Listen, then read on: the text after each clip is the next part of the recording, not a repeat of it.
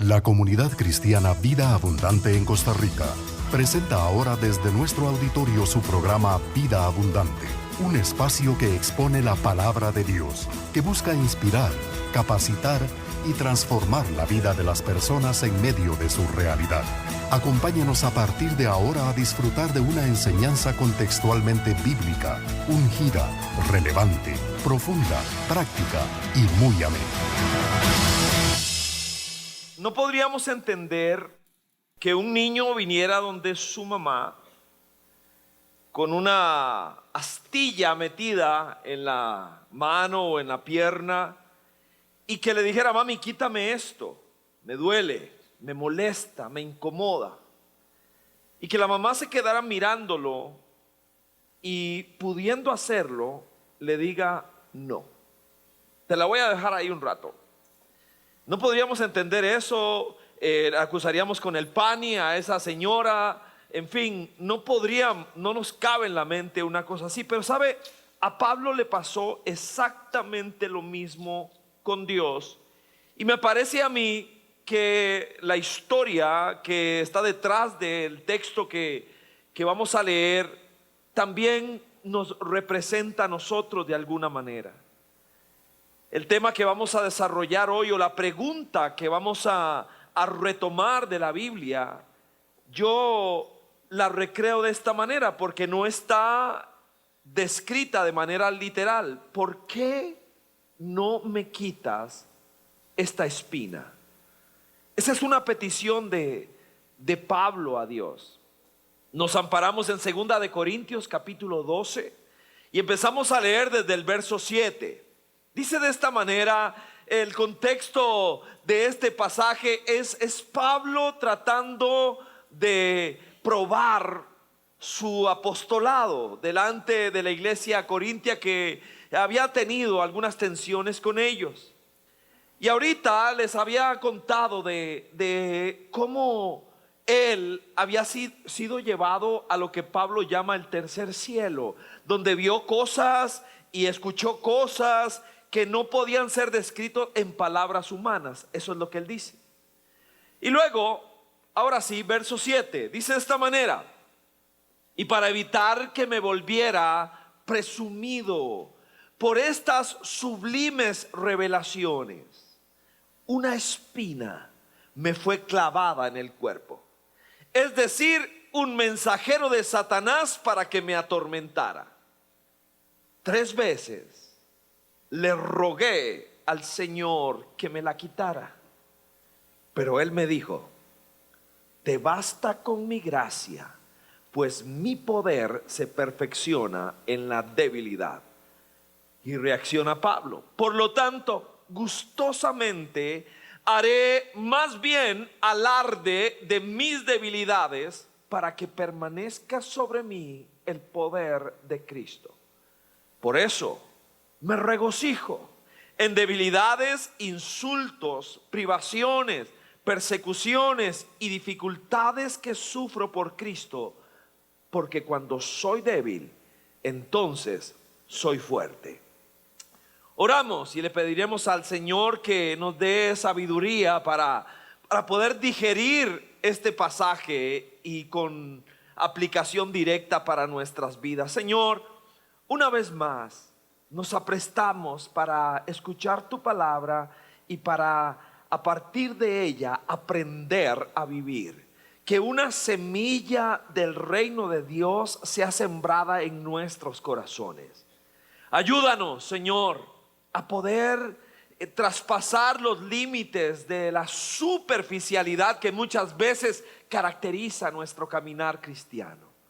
Señor, egoístas como somos por naturaleza, no queremos saber nada de palabras como las que acabamos de leer: persecución, insultos, carencias. Pero ahí están muchas veces, como una astilla metida en un pie, en una mano, que nos duele. Y quisiéramos tener vidas perfectas, pero la verdad es que eso no existe.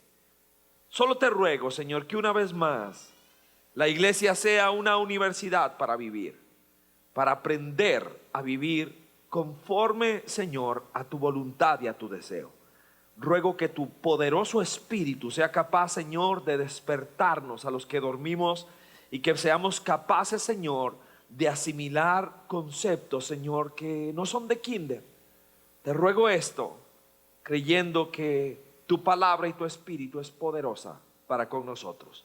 Por Jesús el Rey, que así sea. Y la iglesia dice, muy bien. Una de las cosas que no necesariamente es tiempo perdido, como leo a muchos comentaristas, es tratar de determinar qué era la espina de la que hablaba Pablo. El aguijón, dice la Reina Valera. Y hay muchas personas que sí, sin duda alguna, especulan sin ningún tipo de base. Pero sobre base eminentemente bíblica podríamos por lo menos sugerir algunas áreas en las que esta espina podría ser determinada. Por ejemplo, hay evidencia en la palabra de Dios de que Pablo tenía serias limitaciones naturales. Pablo no era un superhombre, un tipo así, tipo Hollywood, no lo era. Tenemos evidencia bíblica de que no era así. Por ejemplo, en 2 de Corintios 10:10, él dice lo que dicen de él. Dice, pues algunos dicen, sus cartas son duras y fuertes, pero él en persona no impresiona a nadie. Y como orador es un fracaso. Eso dice Pablo, que dicen de él, y él lo registra. Así que Pablo no era necesariamente un predicador elocuente de masas, o su estampa era de alguna manera impresionante. Otra posibilidad válida es que él tuviese alguna enfermedad. Es muy válida. Hay varios pasajes del Nuevo Testamento que retratan esto, pero uno de los más curiosos está en Gálatas 4:15. Pareciera que él tenía problemas de visión. De haberle sido posible, dice allí en Gálatas, se habrían sacado los ojos para dármelos. Y más adelante él propone, miren con cuán grandes letras les escribo. Seguramente el hombre escribía con mayúsculas de imprenta, porque no está hablando allí de otra cosa que de una limitante física. Y le dijo Dios, quíteme esto, dame 20/20 para servirte mejor. Pero a Dios no le dio la gana en ese momento. Podría ser un enemigo, una persona o algunas personas. En 11:26 del mismo libro que estamos leyendo de 2 de Corintios, él habla de falsos hermanos, personas con las que él interactuaba y que tenían doble agenda, que no tenían una relación con Dios, sino que eran realmente ovejas disfrazadas de lobos. Explotaban a la gente, los escurrían y tenían graves problemas. Con Pablo fundaba una iglesia hoy, estaba allí 6 meses, 1 año, se iba al siguiente lugar, y detrás de él caían estos falsos hermanos, personas que venían y amarraban a la gente a la ley. Se les llama judaizantes, enemigos. Esas personas que por alguna razón fueron atravesados en la vida de nosotros. Mi esposa Giselle llegó una vez mientras estudiaba en la universidad. Llegó frustrada, me retiro, no voy a, y yo no soporto. ¿Y por qué? Es que ese profesor es imposible, y cuando le pedí, es cínico, es como malvado. Y entonces un amigo la aconsejó y le dijo, ¿sabes una cosa, Giselle? La materia no es la materia es el profe en ese caso. Hay personas que son una materia para usted, y déjeme decirle algo, usted es una materión para otras personas también. Podría ser también el carácter. Pablo, ahí en el Nuevo Testamento, evidencias de que el hombre, seguro por eso me cae también, arrancaba a veces sin batería, ¿verdad? O por lo menos tiene chispazos de eso. Dice en Hechos 23:3, él está predicando y el sumo sacerdote manda que le den una cachetada a Pablo. No sé si alguna vez le han dado una cachetada a usted, se siente bien feo. ¡Pah! Vea la reacción de Pablo. Querido sumo sacerdote, que Dios te bendiga, hermano, te quiero mucho. No, perdón, me equivoqué. Hipócrita, a usted también lo va a golpear Dios. Vea lo que dijo Pablo. Eso lo dijo Pablo. Este es el verso que usted nunca pone ahí en una tarjeta de regalo, ni nada de eso. Nadie lo memoriza. Es Pablo. Y por supuesto, sin duda alguna, que también existe la posibilidad de que Pablo, igual que nosotros, bregara con alguna tentación de manera muy puntual y específica. Que él quisiera que ese pensamiento, que ese deseo no estuviera allí. Se sentiría más libre, se sentiría más puro para servir a Dios, pero estaba ahí metido.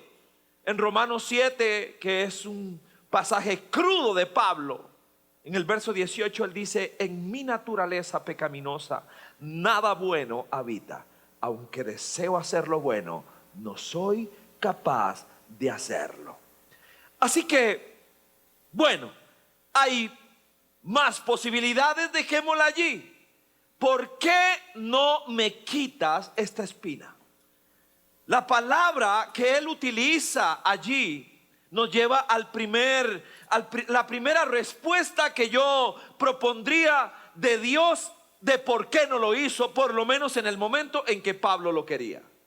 La primera respuesta de Dios yo la propondría de esta manera: para que me busques más intensamente.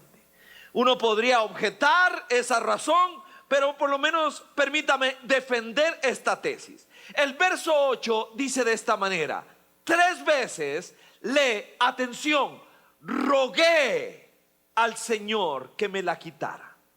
Quiere decir que vino y le dijo: Señor, mira esta astilla que tengo metida, sáquemela por favor, quiero vivir más en paz, quiero servirte mejor. Y la palabra que utiliza es que le rogó a Dios. Esa palabra no es una palabra suave, aún en español. Rogar inclusive amenaza el ego de alguno de nosotros. Yo no le ruego a nadie, alguna vez hemos dicho, yo no le ruego a nadie. Aquí está Pablo rogándole a Dios, para que nosotros podamos darnos cuenta del nivel de esta palabra, de la intensidad que tiene desde las tripas de Pablo. Esta palabra en griego es la misma que utiliza Jairo cuando su hija murió y le rogó a Dios que la levantara. Te ruego que le devuelvas la vida a mi hija, que la sanes a mi hija. Es la palabra que utilizó el leproso cuando rogó por sanidad allá en Marcos 1. Es la que usa el hombre de la parábola, al que se le dijo que lo iban a vender a él, a toda su familia, para ver si podían pagar la deuda que tenía con aquel famoso rey. Allí aparece la palabra ruego. Debemos reconocer, no nos es fácil hacerlo, que la necesidad es nuestra mejor motivación para buscar a Dios. Muy poca gente recuerda a Dios en medio de los tiempos buenos. Si usted me permitiría el atrevimiento, diría que de cada 10, solo 1 se acuerda intensamente de Dios en los tiempos de bonanza. ¿Cómo se atreve a decir eso?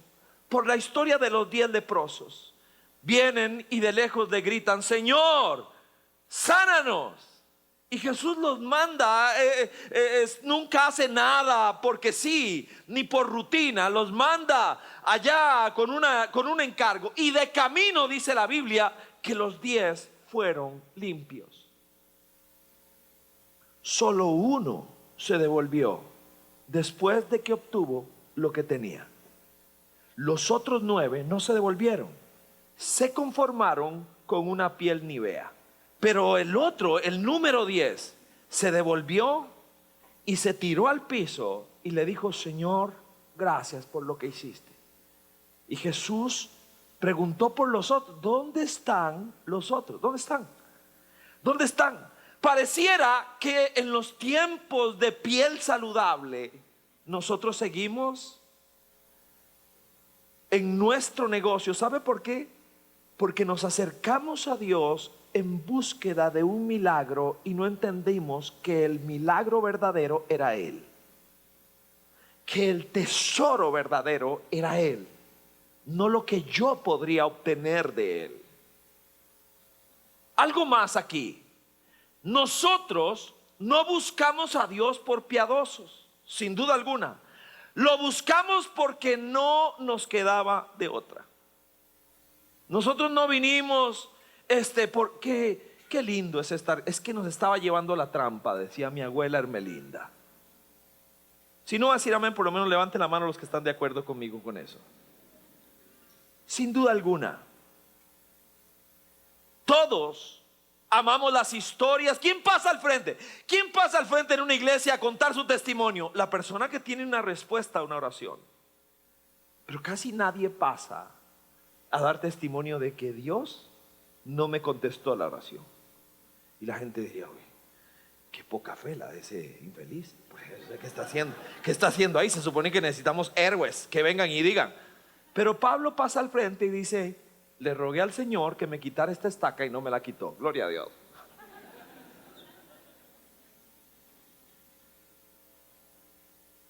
Pareciera que estamos delante de un ajedrecista celestial que mueve las piezas y nosotros nos agarramos la cabeza diciendo: ¿qué está haciendo? ¿Qué está haciendo? En algún momento, un amigo que era muy bueno en ajedrez me contaba que los grandes maestros son capaces de llevar 20, 30 jugadas y sus variables adelante. Tienen esa capacidad mental. Vuelven a ver y uno, en cambio usted y yo, ¿qué hacemos? Chupándonos el dedo gordo, movemos el peón nada más, porque lo único que se nos ocurre es la próxima jugada. Pero nuestro ajedrecista celestial mueve las piezas de tal manera que quedamos desconcertados. Es que Él va mucho más adelante que usted y que yo. ¿Por qué no me quitas esta espina? Es que con ella me aseguro de que tú me busques más intensamente. Estamos hablando de que todas las cartas del Nuevo Testamento, este chaval escribió 13. Seguramente es el misionero más sólido que tenemos, el fundador de iglesias. Seguramente uno de los modelos de cristianismo más fuertes que hay es Pablo, sin duda alguna. Y Dios le dice: no te lo quito, no te lo quito. ¿Y sabe qué es lo peor? No explica. Uno a veces quisiera decirle: Dios, dame una explicación. Pero Dios no explica. Y eso es propio de Él en toda la Biblia. No robe, punto. Él no explica. No explica. No vuelva a ver a la doñita que no es suya, ni al doñito. No explica. Nada más dice: no vuelva a ver. No explica, punto. Punto. Cuando Pablo sentía que ya no podía soportar, Dios le aseguraba que su gracia sería suficiente para aquello que iba a enfrentar.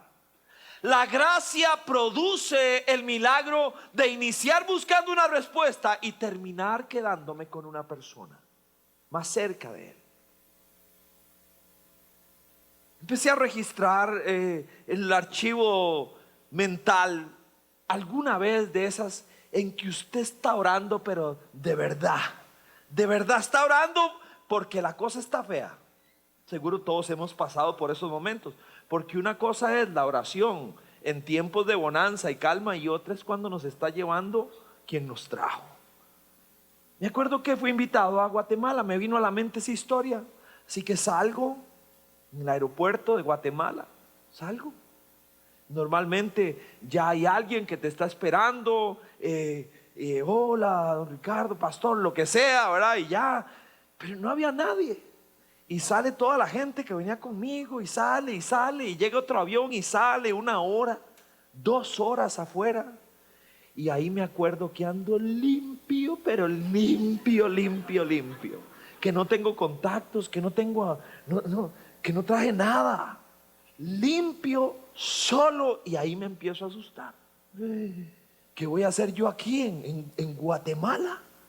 ¿Qué voy a hacer solo? 3 horas afuera. Yo dije, esto está feísimo, de verdad. Al rato ya cuando vengo craneando, ¿qué hago? Canto y paso el sombrero. ¿Qué hago? ¿Qué hago aquí afuera? Es que empieza a venirte las ideas. ¿Qué hago? ¿Qué hago? ¿Qué hago?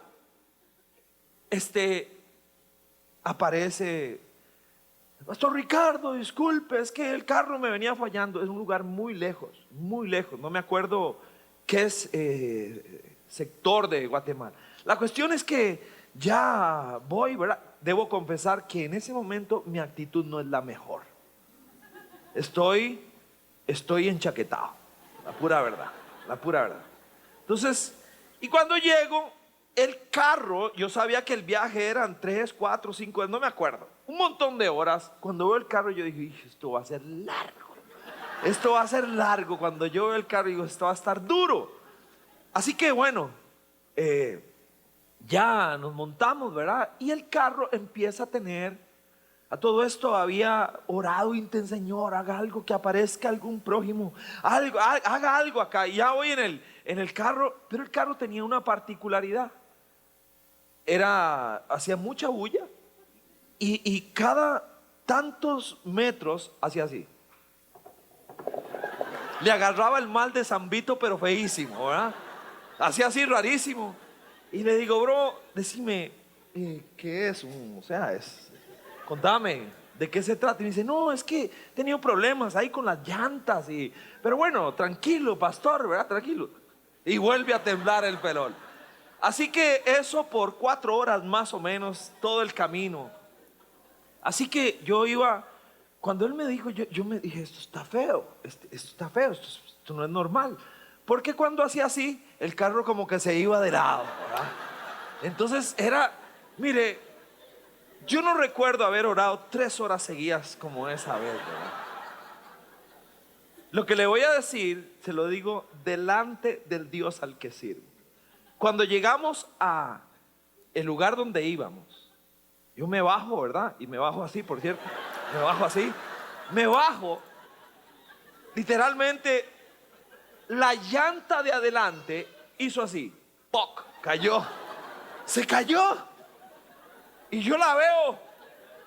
Y el chavalo que llegó 3 horas tarde me dice, mira, eso era lo que venía malo. Yo, Dios mío. Hay momentos en la vida en que uno baja todos los santos, dijo mi abuela, ¿verdad? Dios mío. ¿Por qué no me quitas esa espina? Dijo Pablo. ¿Por qué no me la quitas? Te ruego que me la quites. No te la quito porque seguramente no me buscarías con la intensidad con la que me vas a buscar con esa espina clavada ahí. Seguramente otra vez podríamos apelar esa razón, pero ahí está. Bástate mi gracia nada más. La segunda razón que creo que propone el Señor a Pablo, y él lo reconoce, está en el verso 7. Dice de esta manera: para evitar que me volviera presumido por estas sublimes revelaciones. Así que la segunda razón que quisiera plantear es esta. Escuche, no le prohíbo y me prohíbo que piense en nadie más que en usted, para que te mantengas genuinamente humilde. Porque rápidamente pensamos, uy, qué lástima que no vino aquella hartada, uy, qué lástima. No, eso es con usted y conmigo. Eso es con usted y conmigo. Para evitar que me volviera presumido. Pablo lo lo que está diciendo es, bueno, yo era un fariseo, legalista, estudioso de la palabra de Dios, y bueno, conozco a Jesucristo. Desde el primer día el Señor le maja el ego, ¡pa! No sabemos de dónde se cayó, pero dice que terminó en la tierra. Allí termina, y termina ciego, totalmente dependiente, y escucha una voz: ¿por qué me persigues? Y a partir de allí, una de las cosas que Dios hace, porque sabe que a este hombre le va a derramar conocimiento, desafíos enormes, va a ser un fundador de iglesias, y para que lograra aquellas cosas, una de las experiencias que tuvo por la intensidad con que lo buscaba fue ir al tercer cielo. Según los fariseos, el primer cielo es el que vemos, el segundo es las estrellas, según la mentalidad de los religiosos de la época, y el tercer cielo era la presencia viva de Dios. Dice Pablo: no sé si fue solo una visión, si lo viví en el cuerpo, si lo viví en el espíritu, ni sé, solo sé que viví aquello. Y para que no me volviera presumido, déjeme decirle algo: el orgullo es un germen que está en usted y en mí. Si no, Jesús nunca hubiera dicho: aprende de mí esto, a ser manso y humilde de corazón. Porque Él sabe que nosotros, por nosotros mismos, somos personas que cuando se juntan las estrellas, nuestro orgullo empieza a aflorar rápidamente. Así que visitar el tercer cielo, Pablo le dice Dios, no significa que vas a olvidarte que tienes que tener los pies bien puestos en la tierra. Puedes adorarme, alabarme, encumbrarte, tener expectativas maravillosas, experiencias maravillosas con Dios, pero nunca se te olvide quién eres. Que no eres otra cosa que un vaso de barro, un jarro de lata, donde yo decidí proponer mi espíritu y mi conocimiento. Esa estaca, a pesar de que había visto el cielo mismo, para evitar que te volvieras presumido, te puse esa espina allí. Me imagino a Pedro después del día de Pentecostés. Voy a usarlo como ejemplo.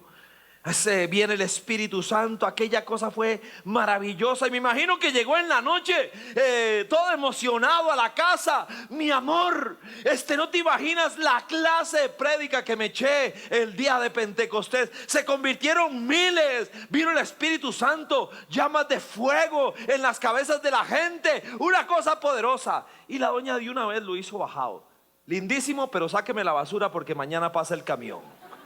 Mire, así es la vida, así mismo es.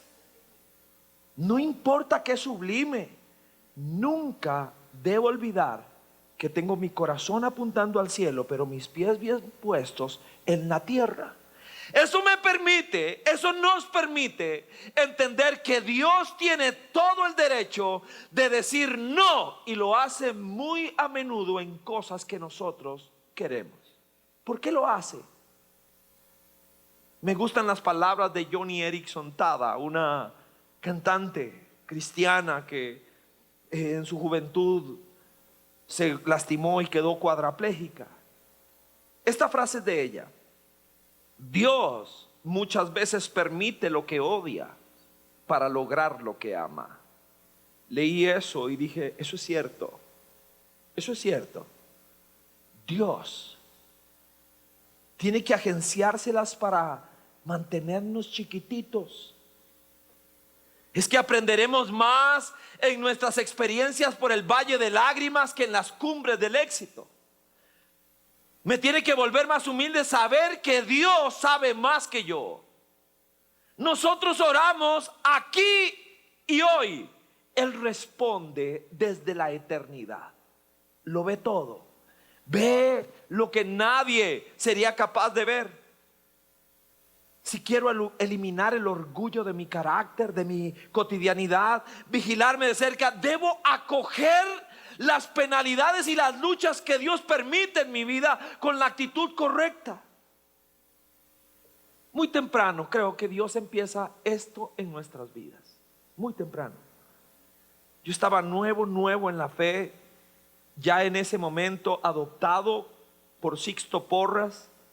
Y me acuerdo que un día me dice Sixto, con esa efusividad que le caracteriza, me dice: Richie, vamos al colegio metodista. Me dice: vamos, que se abrió una oportunidad para predicar ahí. Y yo le decía que sí a todo. Yo no sabía ni qué era predicar ni nada, nada más me fui con él. Y me acuerdo que me presentaron más o menos de esta manera. Yo en ese momento tenía 22 años y estaba así bien deseoso de comerme la tierra para el Señor que acababa de conocer. Pero más o menos me presentaron así en el colegio metodista. Y ahora va a venir un jugador del equipo deportivo Saprissa a hablarles, y los chiquillos que estaban totalmente distraídos en ese momento les llamó la atención y dijeron algunas otras cosas más que tenían que ver con mi carrera como deportista. Así que me sentí bien. Yo dije: qué tuanis, ¿ah? Qué bien, ¿ah? Entonces pasé así, más o menos como así, pasé al escenario. Los chiquillos estaban totalmente distraídos, pero en ese momento, cuando yo pasé al frente, estaban concentrados. Así que yo empecé a hablar, no me acuerdo ni qué fue lo que dije.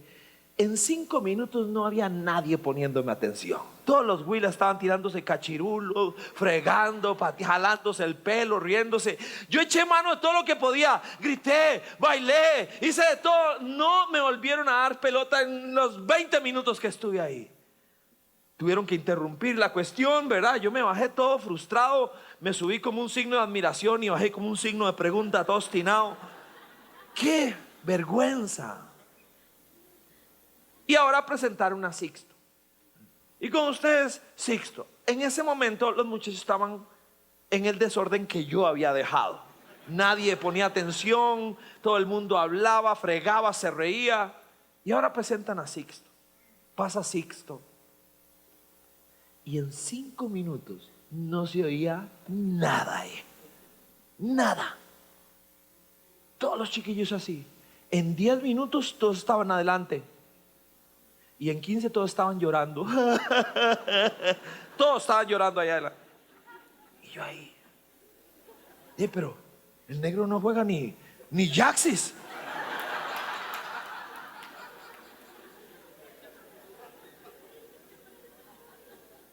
Yo no sé si usted logra empezar a entender a qué se refiere Pablo cuando dice: que te baste mi gracia.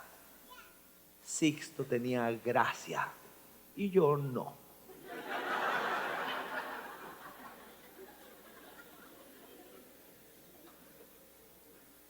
La tercera razón que propone Pablo, y permítame repasar: ¿por qué no me quitas esta espina, Señor? ¿Por qué no me la quitas? Quíteme esto. Yo sería más feliz, correría más rápido, haría más cosas para usted. Sin esa espina no me buscarías como yo necesito que me busques. Sin esa espina terminaría siendo una persona arrogante, y el orgullo neutralizaría lo que yo quiero ser a través tuyo. Y ese germen está ahí, con la carita de yo no fui que usted tiene y que yo tengo. Ahí está. Solo necesita un poquito de estímulo y de un momento a otro empezamos a inflarnos. Tercera razón: no te quito esta espina para que desarrolles capacidad resiliente. ¿Qué significa? Es una palabra moderna de los que estudian el comportamiento humano. La resiliencia no es otra cosa, la capacidad de procesar la adversidad y convertirla en algo bueno. No todo el mundo lo tiene. Es un término que describe a esas personas que pasan por un basurero y saben reciclar y producir cosas buenas de lo que no servía para nada. Verso 10. Por eso, vea la palabra que utiliza: me regocijo en debilidades, insultos, privaciones, persecuciones, dificultades que sufro por Cristo, porque cuando soy débil, entonces soy fuerte. Eso es impresionante. El cristianismo tiene una lógica diferente. El cristianismo es un planteamiento de vida totalmente contrario a la cultura. Si alguien quiere ser el primero, tiene que ser él el último. Si alguien quiere ser el mayor, le toca servir. Si alguien quiere salvar la vida, tiene que perderla. Si alguien quiere ser fuerte, entonces tiene que gloriarse en sus debilidades. Un día, nunca voy a olvidar esto, había hablado del tema de la pornografía y de la adicción que tuve desde los 12 años y de cómo hasta el sol de hoy sigue siendo una lucha. Y me acuerdo que estoy allá abajo, ya terminó la reunión y se acerca una señora: ay, pastor, ¿cómo es que usted dice esas cosas? No va a volver nadie a esta iglesia. No entiendo, señora, no entiendo. ¿A qué se refiere usted? No sé, diga otra cosa, diga, no sé. Hasta que me cayó. Ella no puede concebir que alguien plantee sus áreas de lucha como ser humano. Pablo dice: perdónenme por haberles dicho que subí al tercer cielo. Perdón, eso no sirve para nada. Dice, es lo que dice Pablo, por lo menos en cuanto a diálogo con ustedes. No sirve. Ustedes van a creer algo que yo no soy. De aquí en adelante, dice Pablo, voy a gloriarme solo en mis debilidades. Solo en eso. Voy a gozarme en decirle a la gente: ay, gente, qué bendición. Mira cómo me han insultado este mes. Qué bendición. Qué montón de privaciones he tenido, las persecuciones. Vieran qué belleza y dificultad estoy teniendo. Que sufro por Cristo, porque cuando soy débil, dice, entonces soy fuerte. ¿Qué está diciendo Pablo? Todo lo que me lleve a estar de rodillas en debilidad me ofrece el mayor potencial para el éxito que hay. No estamos hablando de alguien que es una persona descarada o que anda buscando producir lástima. No estamos hablando de eso. No estamos hablando de alguien laxo. Estamos hablando de alguien que reconoce sus áreas de debilidad para que Dios se meta. Cuando yo reconozco que no puedo, que no lo logro, que no están las fuerzas en mí, es el tiempo. Lo que está diciendo es para que Dios se luzca en esta área de mi vida, para que yo pueda ser más que vencedor en todo lo que Él va a tratar sobre mi vida. Esa es la cruz. La cruz es un lugar de vergüenza. La cruz es un lugar de desnudez. Es un lugar de muerte. Es un lugar de derrota. Eso es la cruz. Pero de allí Dios sacó salvación para usted, victoria para usted. Él llevó la vergüenza para que yo no tenga vergüenza ahora. Así que la gente que habla, que es capaz de gloriarse en sus debilidades, no es que está buscando lástima. Lo que está es solamente recordando que hoy, como dice Romero en su canción, si hoy alguno de nosotros da la cara, es solo gracias a Él. Solo gracias a su gracia. Dios es capaz de sacar dividendos de los peores problemas de nuestra vida. Y es que el principal propósito de Dios, atención, el principal propósito de Dios no es hacerme feliz. No es. El principal propósito de Dios es hacer que usted y yo nos parezcamos a Jesús. Esa es una tarea impresionante. Hacer que usted y yo nos parezcamos a Jesús. Imagínense.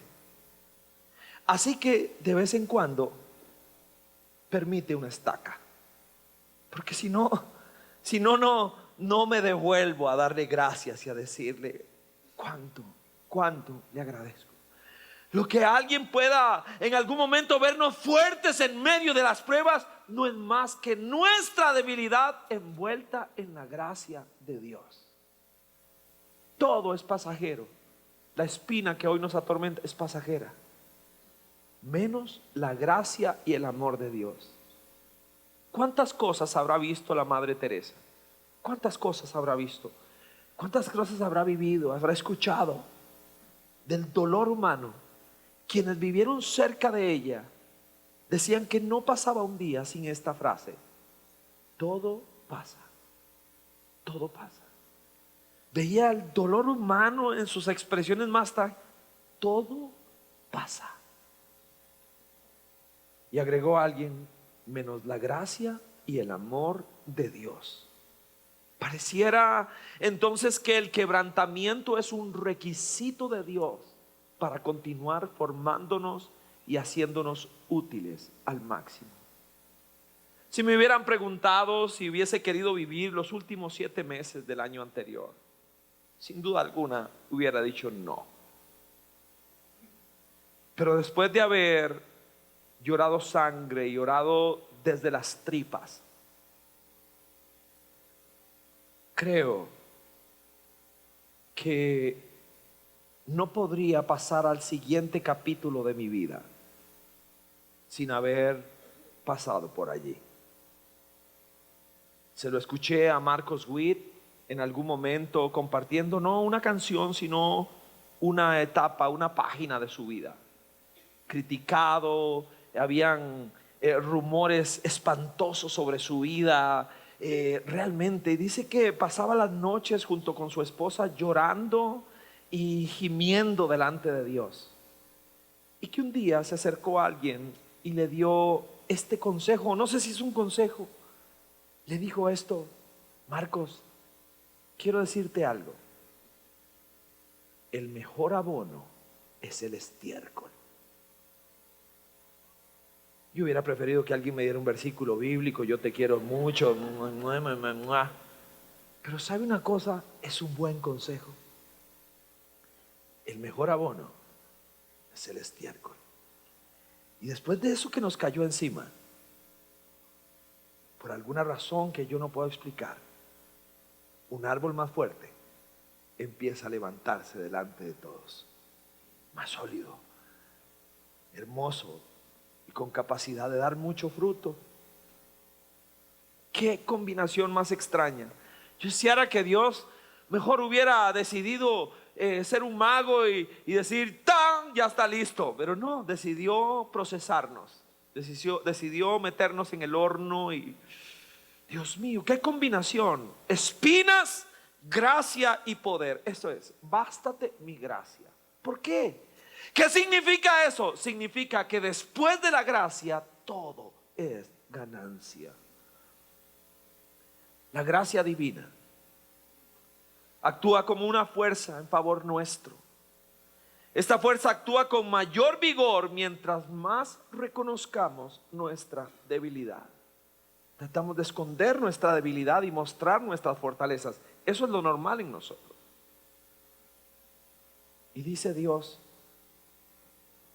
a través de Pablo: si vas a gloriarte en algo, si vas a señalar algo en tu vida, es tus debilidades.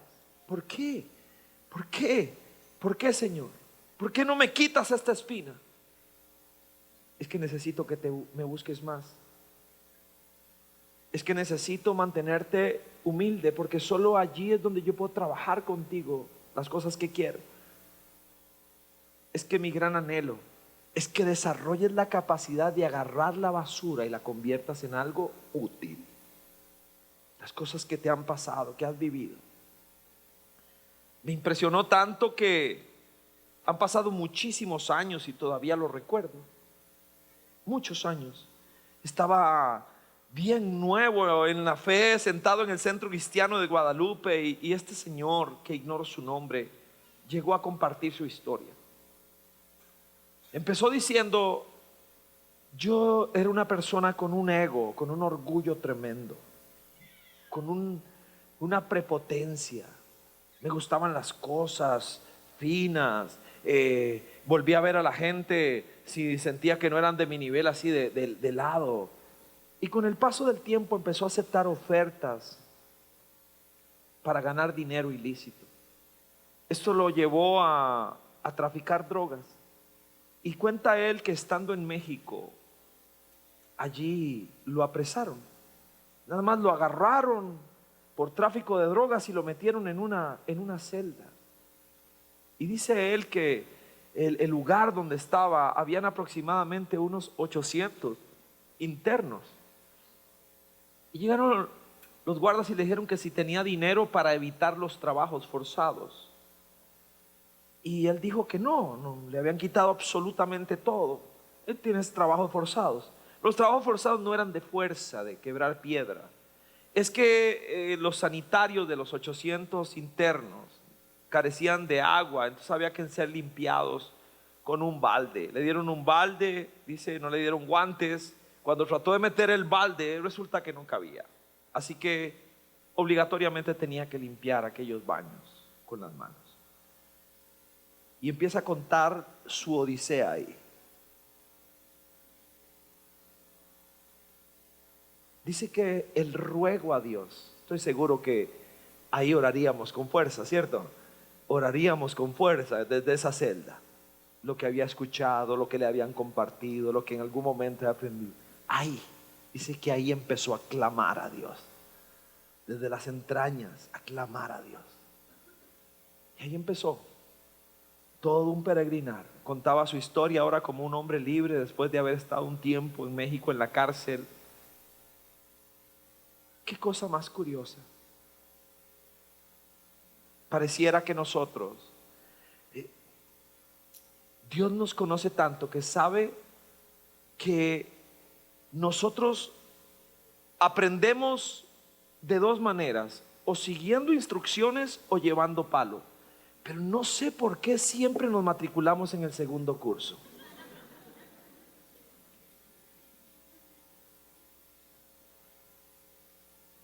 Solo le ruego a Dios por su espina y por la mía. Yo también le he rogado a Dios. Yo sería más feliz sin esta espina, Señor. Tengo varias más bien. Seguramente usted también. Y cuando leía la historia de Pablo, que le rogó al Señor y el Señor le dijo, bástate mi gracia. Entonces, creo que igual que, y no, jamás mi idea es compararme, soy nada. Cada día le digo, Señor, bueno, aquí está este día. Quiero sacar la mejor nota posible en él. Como hombre, como esposo, como padre, como pastor. Ayúdame, ayúdame. Si lo logro, voy a darte gracias. Y si no lo logro, buscaré tu gracia para que ella me vuelva a sacar el sol mañana con una nueva oportunidad. Esa es la vida de los cristianos. Esa es la vida nuestra. Esperamos que este mensaje haya sido de gran bendición para su vida. Conozca más de este ministerio en nuestro sitio web www.vida.cr o contáctenos vía telefónica. Nuestro número de área es 506-2229-9205. Siga nuestros espacios en este mismo horario y le invitamos a seguir sintonizando su programa Vida Abundante desde la comunidad cristiana Vida Abundante Coronado en Costa Rica.